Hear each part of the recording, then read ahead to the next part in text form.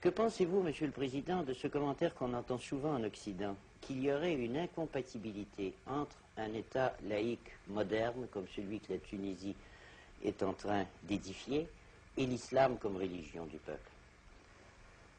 Ben justement, l'État tunisien moderne n'est pas laïque, n'est-ce pas? C'est un État musulman, mais progressiste. C'est ça qui constitue, n'est-ce pas, qui fait l'originalité. On a toujours cru pendant longtemps que l'islam, c'est un élément, n'est-ce pas, de recul, n'est-ce pas, de stagnation. Eh bien, la cause en est dans les hommes de l'islam, dans ceux qui interprètent la loi de l'islam et qui ont l'esprit très étroit, n'est-ce pas, figé, pétrifié. Alors moi, pour ne pas heurter le sentiment religieux et même le servir, lui permettre d'être un instrument de progrès, j'interprète la loi, j'interprète certains textes de loi religieuse d'une façon très libérale, et ce qui fait que j'arrive à pousser le peuple musulman dans la voie du progrès en vertu de la loi musulmane elle-même. Alors, au lieu de rompre, n'est-ce pas, avec l'islam, en disant qu'il ne sert à rien, n'est-ce pas, c'est fini, c'est mort, et non, mais ce n'est pas ça l'islam. L'islam est ce qu'en feront les musulmans intelligents. Il peut très bien être un élément de progrès.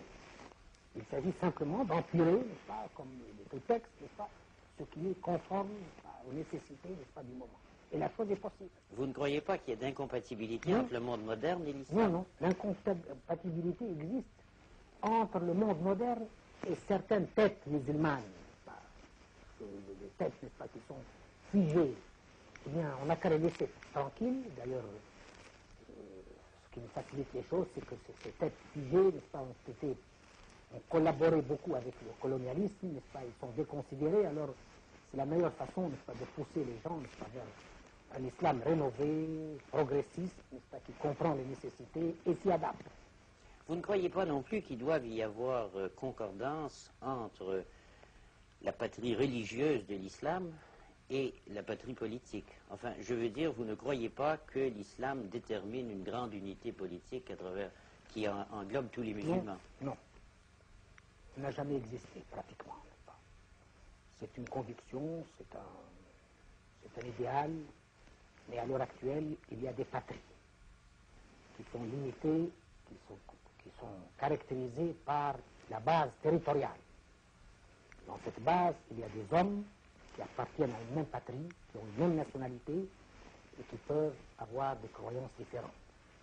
C'est le cas en Tunisie, il y a des musulmans, des juifs, mais qui sont nationaux, n'est-ce pas, qui ont les mêmes droits, les mêmes devoirs et qui ont le même attachement vis-à-vis de leur patrie.